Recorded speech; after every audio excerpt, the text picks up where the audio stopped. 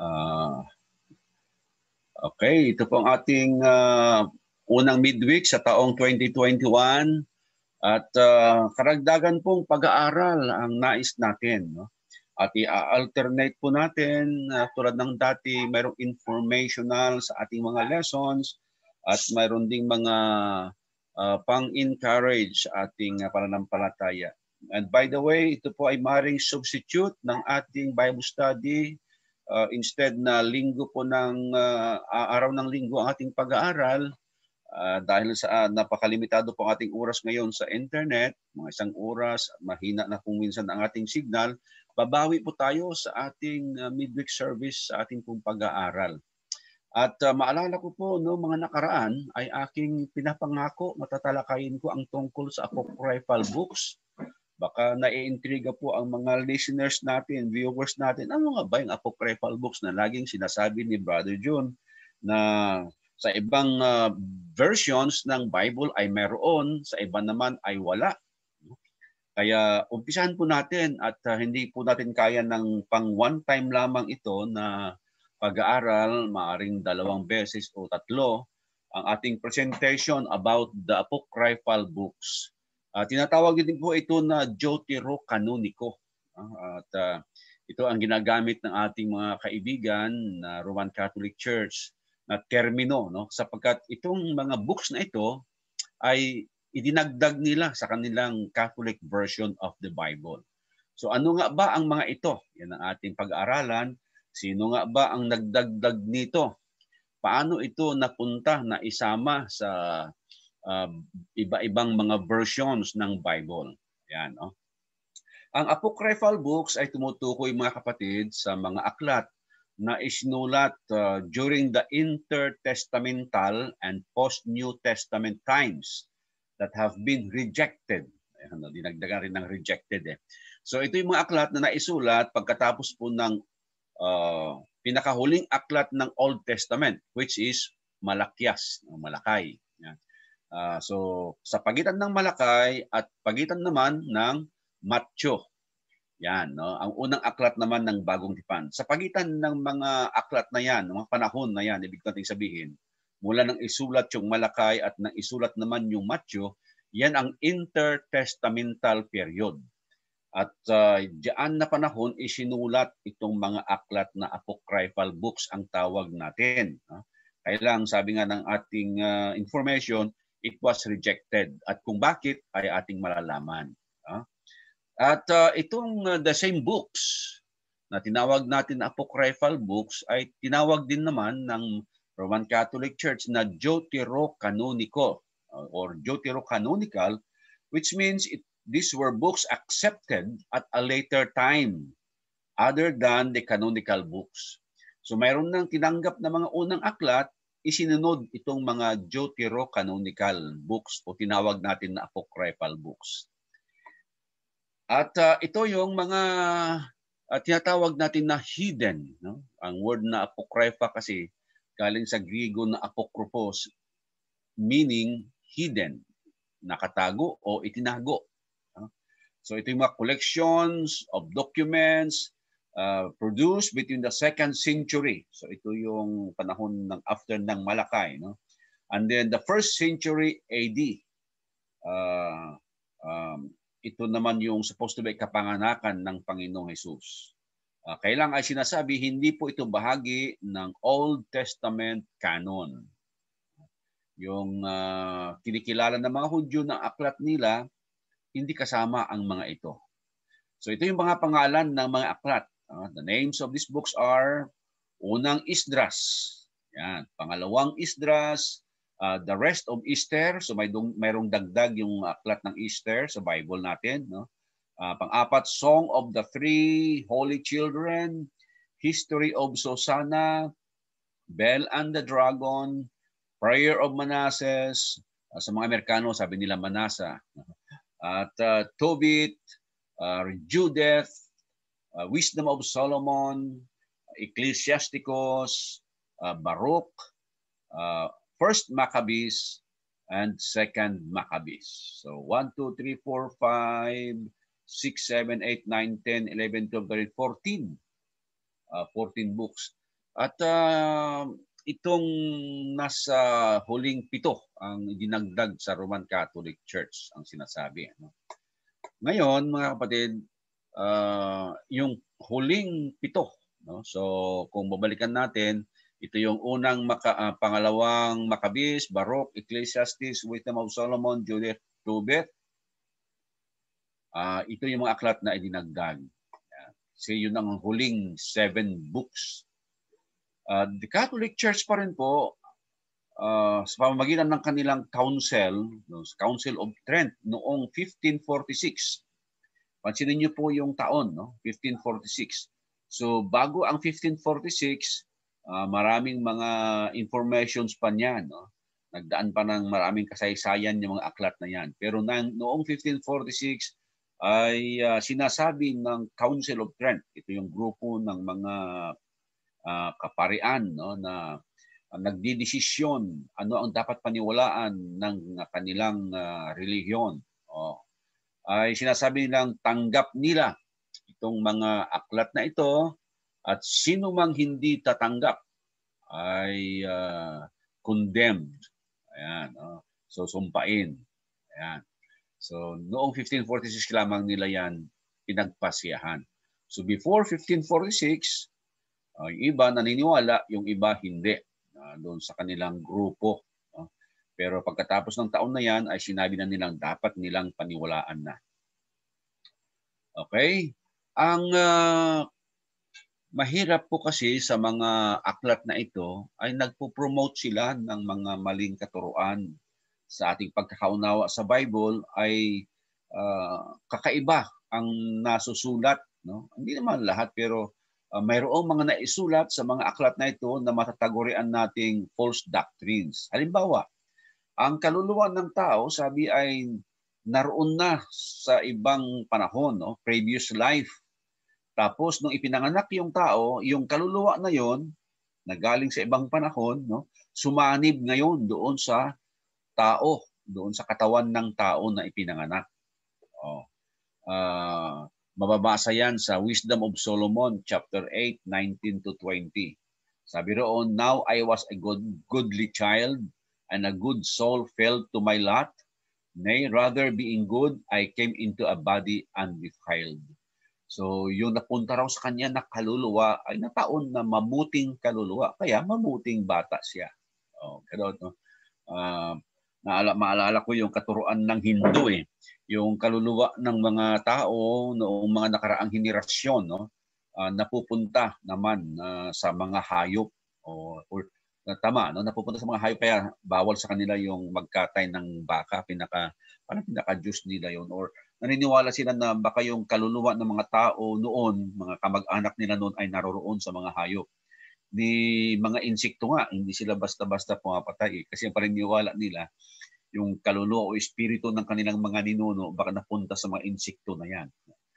Dito naman sa apocryphal books, yung kaluluwa nandoon na bago ipanganak yung tao, tapos sasanib na lang siya doon sa ipapanganak na tao. Ang alam natin sa Bible ay hindi ganoon. No? Halimbawa sa Zacarias 12:1 ay sinasabi, the word of the Lord concerning Israel, the Lord who stretches out the heavens, who lays the foundation of the earth, and who forms the human spirit within a person. So yung espiritu ng tao nasa loob. At yan ay gawa ng Diyos. Sa kapanganakan ng tao, nandun niya ang kaluluwa at ang kanyang espiritu. Okay? Yan ang kaibahan. Kaya magandang pag-aralan natin itong mga apocryphal books kung totoo nga ba sila, inspired ba sila, kinasihan ba ng Diyos. Kung kinasihan ang mga ito, dapat hindi sila sasalungat sa nasusulat sa Bible. Pero ito, sumalungat na. Ano pa? Mayroong paniniwala na pwedeng manalangin para sa mga namatay na. Di ba? Yan ang practice ng mga kaibigan natin tuwing All Souls Day, November 1 and 2. Ipagdasal nila yung mga namatay na mga kamag-anak para lilipat mula doon sa tinatawag nilang purgatorio papunta sa paraiso. Sa Lucas Kapitulo 16, natin namang nalaman na pagkatapos na mamatay ang tao, dalawang Dalawa lamang yung kanyang pinupuntahan eh. Kung hindi sa Paraiso, doon siya sa Tartaros. At yung mga taga-Tartaros, hindi na pwedeng makalipat pa sa Paraiso. Ganon din naman, ang mga nasa Paraiso, hindi na sila pwedeng lumipat doon sa Tartaros. Pero sa ikalawang Maccabees 12:45 ay itinuturo ito na pwedeng manalangin para sa mga namatay na para ma-release, mapapakawalan sila sa kanilang mga kasalanan. Ewan natin kung ito ay isa sa mga dahilan bakit tanggap ito ng mga kaibigan natin. Kaya pinopromote nila itong mga apocryphal books o deuterocanonicon na mga aklat. Ano pa, no? Alms for sins, yung paglilimos para mapatawad ang kasalanan. No? Tinuturo din ito ng mga apocryphal books na kapag ikaw magbibigay sa mga mahihirap, maglilimos ka, abay, nililinis mo ang iyong mga kasalanan, sabi. Tobit, Kapitulo 12, versikulo 9. Ang alam po natin sa Bible, ang paglilinis ng ating kasalanan, kapag hindi ka pa Kristiyano, ay di magsisi at magpabautismo, sabi doon sa Gawa 2:38. O kung Kristiyano ka na, ay sabi ng unang Juan 1:9, ipahayag sa Diyos. At ang kapatawaran ng mga kasalanan ay sa pamamagitan ng ating pagsunod o obedience. Sapat ang kaligtasan na ginawa ng Panginoong Hesus ay para doon sa mga masunurin. Hebreo 5:8-9. Pero kakaiba, no? Dito sa mga apocryphal books, maglilimos ka lang, mapatawad ang iyong kasalanan. Para mong binabayaran ng kapatawaran ng kasalanan mo. Kung marami kang inilimos, baka mas marami pang patawad. Parang gano'n. No? At yung suicide ay parang pinopromote. Sinasabing okay. Sapagkat doon sa 2 Maccabees, chapter 14, 41-43, no? Mayroong isang taong nagangalang Razis na nahulog sa kamay ng kanyang mga kaaway at sinasabi na yung tabak niya ay ginamit niya sa kanyang sarili o nagsaksak sa sarili. At na hindi naman napuruhan, hindi siya agad namatay, nagpatihulog na lamang siya. No? At sinasabi sa talatang ito na yung kanyang ginawa ay manfully, no? Noble, karangal, tanggap-tanggap, marangal na kamatayan, parang gano'n. No? Yung manfully, parang makalalaki na kamatayan. So parang pinopromote pa. No? Parang ito yung sinasabi ng ating presidente sa ating mga kapulisan. O magtira ka ng isang bala, sabi niya, sa halip na ikaw ay mahuli ng mga kaaway mo, magbaril ka na lamang sa sarili. Ganun ang sinasabi niya. Parang ganun. Dito yon, no? Sa ikalawang Maccabees 14:41-43. Ano pa? Naniniwala sila sa anting-anting. Mayroon silang magical potions. At pag meron ka daw dito, ay tatabuin niya ang mga demonyo. Tobit chapter 6, 1-17. Mayroon nga bang ganoon sa Bible? Ay wala pong ganyan. At ang murder, pagpatay sa ibang tao, ay parang pinapayagan o pinopromote din. At sa Genesis 34, yung mga murder of the men of Shechem ay sinasabi ng Bible na ito ay violence, kaya kinukundina ng Bible ito. Genesis 49:6-7. Samantalang sa Judith chapter 9 ay sinasabing it is commended and described as an act of God. May gawa pa ng Diyos yung pagkamatay ng mga tao roon sa Shechem. At tinawag ito na murder. Pero parang okay lamang doon sa books of the Apocrypha. Ngayon, ang tanong natin ay, who determine which books are parts of the Bible? No? Sinasabi natin yung mga apocryphal books na yan ay hindi kasama dapat sa Bible. Pero ang tanong ngayon ay paano? Paano nalaman na hindi yan sila bahagi? Sino pala ang namimili kung alin sa mga aklat ang kasama dapat sa Bible?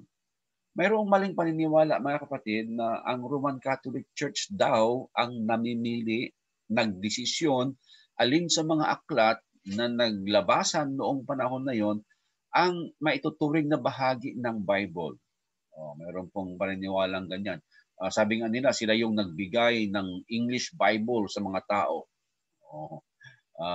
Pero tingnan natin, ano ang katotohanan.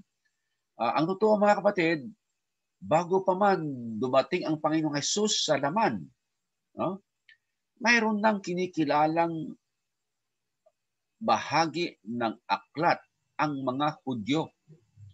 Bago pa itinatag ng Panginoong Hesus ang kanyang iglesia, mayroon ng aklat ang mga Hudyo na kinikilala. Di nga ba ang Panginoong Hesus minsan ay pumunta doon sa sinaguga kung saan ang mga Hudyo ay nagkakatipon. Kumuha siya ng aklat. Lucas Kapitulo 4 itong tinutukoy ko. At mayroon siyang binasa na scroll. Balunbon ng mga aklat. Scroll yun. At binasa niya gano'n ang patungkol sa Isaias, patungkol sa kanya actually, na sinasabi niyang sa araw na ito, itong mga kasulatang ito ay natupad. Yun pong ginamit ng Panginoong Hesus na scroll ay ang tinatawag na Septuagint version. Ano ang Septuagint version?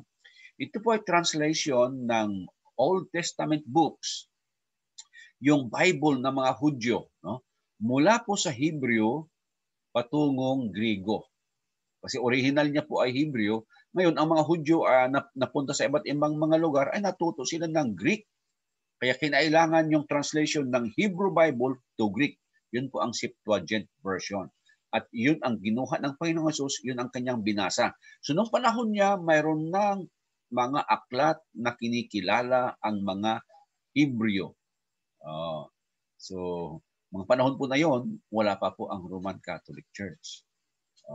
Wala pa nga po ang Iglesia ng Panginoong Hesus ang Church of Christ ng Panginoon. Ang kanyang iglesia hindi pa naitayo, mayroon na silang aklat.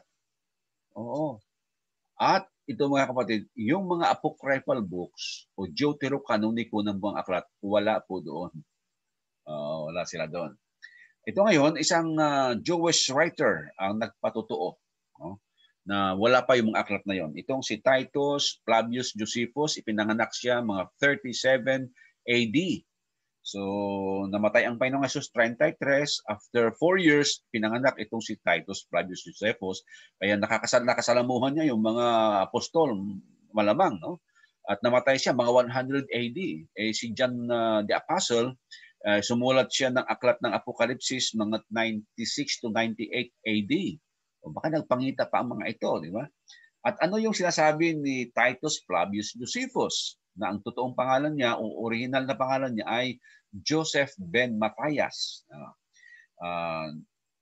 Sabi niya, isa siyang Jewish priest, pari, scholar, and historian at sumulat ng maraming mga aklat patungkol sa Jewish Revolution noong 66 to 70 AD, on earlier Jewish history.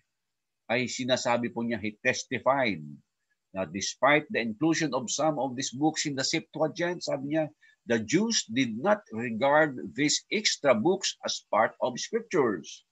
Opo, bagamat mayroong mga aklat na tinawag natin na apocryphal at tinawag niya ng deuterocanonico na naidagdag doon sa Septuagint version, yung from Hebrew to Greek na translation. Subalit sabi niya, ang mga Hudyo, hindi nila ito kinikilala na bahagi ng scriptures nila. Kasi, ano pa? We have 39 books in our Old Testament. Ay yung 39 books na yan din mga kapatid ang naroon sa Biblia ng mga Hudyo. Wala doon yung mga apocryphal books. Kaya lamang hindi na 39 ang bilang nila. Bakit? Kasi yung ibang mga aklat, pinagsama-sama nila. O halimbawa, yung aklat ng Samuel, Kings, and Chronicles, ginawa lamang na isang aklat. Ano pa? Yung Ezra at saka Nehemiah, sa ating Bible ay dalawa yan. Ginawa nilang isa lang. At saka, mayroon pa, yung minor prophets, 12 yan minor prophets.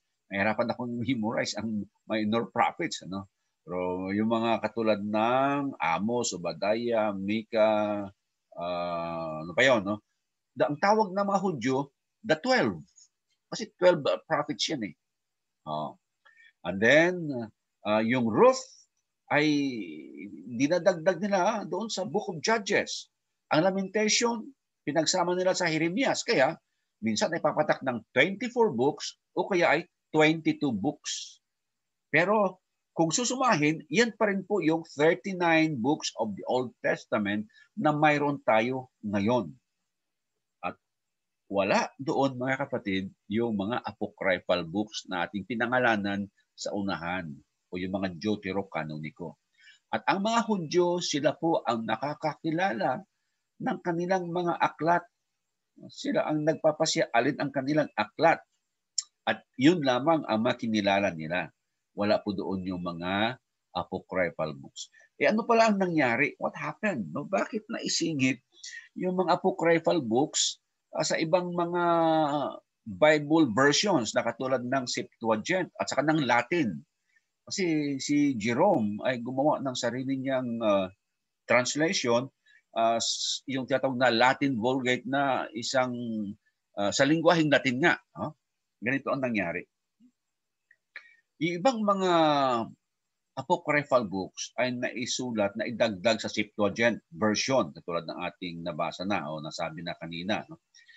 Subalit, sinasabi na hindi nila itinuturing na bahagi ng kanilang scriptures yon. Basta nakadagdag lamang doon sa kanilang sulat. Isang patunay na hindi nila kinikilala na part of the scriptures nila, ng Bible nila, no, ay ang mga New Testament writers, Matthew, Marcos, Lucas, Juan, Pablo, etc. No?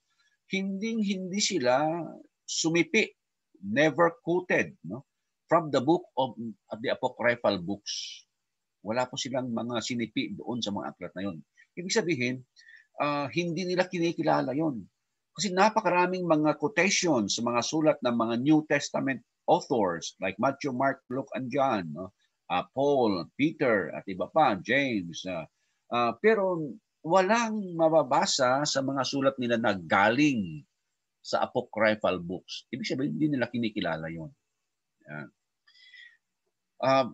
Katagalan nga lamang, mayroong mga tinatawag na church fathers. Ito yung mga leader ng mga churches noon, mga sumunod na centuries after the lifetime of the apostles, nagsimula silang sumipi, nagko-quote sila from the apocryphal works. At noong 4th century, 4th century ay meron silang paghihiwalay na, no? Alam nila ano yung Hebrew canon, at alam nila ano ang mga books na naroon at hindi kasama sa Hebrew canon. Kasi nga sa Septuagint version nila ay nandun na yung mga apocryphal books. At lalo na nang si Jerome ay gumawa ng kanyang sariling version. Ang Latin version niya na tinawag na Latin Vulgate. Idinagdag niya ang mga apocryphal books, subalit mayroon siyang note. Mayroon siyang pasubali. Ano yung pasubali niya? Sinasabi niyang itong mga apocryphal books ay hindi bahagi ng scriptural canon. So parang dinagdag niya lamang parang mga, sabi siguro, mga appendix sa kasi karagdagan ng mga materials, parang gano'n. Meron siyang note. Ang masama, yung mga kumopya ng gawa ni Jerome na Latin Vulgate, yung mga kumopya kasi na mass produce din yan, dumami rin mga aklat. Hindi na nila isinali yung note ni Jerome na dapat kasama yung hindi bahagi ng scriptural canon. Nawala na yon. So parang idinagdag na sila as part of the Bible. Yan ito ang nangyari. No? They dropped out the notes demonstrating they were not part of scriptural canon. Nawala na yon. Kaya doon sa mga tumanggap ng mga Latin Vulgate, nawala na yung note ni Jerome na ganoon, ay parang tinanggap nila as buo na yon. Lahat na yung nasusulat doon ay part of the Bible na. Meron tayong tinawag na canon. No? Sa Greek ay canon din with the letter K, na original na kahulugan niya ay nahulugan lamang ng straight rod or rule. So parang mitrusan, no? Parang pangsukat siya. Kung gagawa ka ng isang bagay, meron kang gagamitin na pangsukat. Katagalan, ang canon na yan ay nangahulugan na ng norm or standard, pamantayan. Kaya ang mga Hudyo, mayroon silang pamantayan, alin ang aklat na tinatanggap nilang inspired o galing sa Diyos. Kaya yung mga aklat na naglabasan, no, sinusukat nila yan, inaalam nila yan. Tama ba doon sa kanilang pamantayan? At sa pangalawang presentation natin, ating alamin kung ano yung mga pamantayan, mga kapatid. No? Yung word na pamantayan ay ginamit ito sa Galatia 6:16 na kung saan ang word na rule sa English ay ginamit at sa Tagalog ay ang salitang alituntunin ang ginamit. So nandoon yon, alituntunin, basihan, pamantayan o standard o norm. Ayan, no? At later on, ay tinangahulugan na that which has passed the test, yung mga pumasa sa pagsubok. Kung referring sa mga aklat, yung mga pumasa ayon sa kanilang mga pamantayan, yun lamang ang mga tinanggap na mga Hudyo na pinakabahagi ng kanilang Bible. Yung mga apocryphal po ay hindi pumasa. Yan, hindi pumasa yung mga apocryphal books. So hindi sila kasama doon sa tinatawag nilang with divine inspiration. Ang canon of the scriptures ay tumutukoy, no, denotes those documents which over a period of time have passed the test of critical examination, hence warrant the designation sacred scriptures. So yung canon of the scriptures, ito yung mga pumasa. No? Mahabang panahon ang pag-aaral nila, alin dito sa mga aklat ang tatanggapin nila na bahagi ng kanilang kasulatan. Ayan. So dadako tayo sa pinakahuling bahagi niya, which books belong in the Bible? Alin sa mga aklat na lumabas? Ang may tuturing nilang bahagi ng Bible. At sinasabi na by the application of reasonable test, meron silang pagsubok. The documents truly inspired were separated from those works that are spurious o falsificado. Mayroon silang paghihiwalay na doon sa mga dokumento, mga kasulatan na kanilang nakita o magitan ng mga subok or pag-testing, ay alam nila, no, itong mga aklat na ito ay totoo, inspired ito, itong mga aklat na ito ay falsifikado o kaya ay mali. At mayroon silang tinatawag na external and internal evidences. External, panloob, no? Internal, yung mismong aklat, kung ang sinasabi ba niya ay naaayon. So external, halimbawa, well, internal, unahin natin, does it claim to be from God? Yung mga aklat na binabasa nila ay nagsasabi ba siya na siya ay galing sa Diyos? Thus saith the Lord ba ang sinasabi niya? Or parang kasaysayan lamang, parang kwento lamang, yung iba parang alamat lamang. So una, tungkol sa internal evidence ay yung aklat ba ay sinasabi niya na ito ay inspired by God? Yan. Pangalawa, ang nilalaman ba niya ay walang mga pagkakasalungat? Consistent ba siya? Katulad ng mga aklat ng Matthew, Marcos, Lucas 1, etc. No? Consistent, yung walang mga salungat-salungat. Totoo ayon sa kasaysayan. Ano? Pangatlo, does it harmonize with other documents that are perceived to be inspired? Yung bang sinasabi ng isang aklat ay hindi kumukontra sa ibang mga aklat na lumabas din, na isulat din sa kapanahunan niya at the same time. Ayan, no? So yun ang mga internal evidence. At ang mga external naman, yung bang aklat na yon ay by common sense, alam mo na inspired siya. At hindi katahang isip lamang. Malalaman naman natin kung katahang isip lamang o kaya ay pahayag ng isang Diyos ang aklat na yon. And then, does it bear the marks of factual accuracy? Sumasang-ayon ba siya o sinasang-ayonan ba ito ng kasaysayan ng mundo? Kung hindi naman, hindi dapat paniwalaan. So sinasabing these sorts of things are applied by the reasonable minds, ultimately separated the genuinely sacred books from those unworthy of that recognition. No? Yung sa pag-aaral ng mga tao, pagsusuri, pag-uuri, pagsisiwalat at pagkilala ng mga tao, malalaman na ang mga aklat ay inspired o kaya ay hindi, o galing sa Diyos o gawa lamang ng tao. So hindi po pala counsel, no, ang nagpapasya noon. Alin sa mga aklat ang masusunod o ang matatanggap bilang bahagi ng inspired scripture o ng scriptures, no? Ito ay sa pamamagitan ng masusing pag-aaral nila, no? Pagsusuri nila, tapos uuriin nila, o kaya ay ipapaalam na nila ito at ipakikilala nila na itong aklat na ito, pumasa siya. Yun ang tinatawag nilang canon of the scriptures.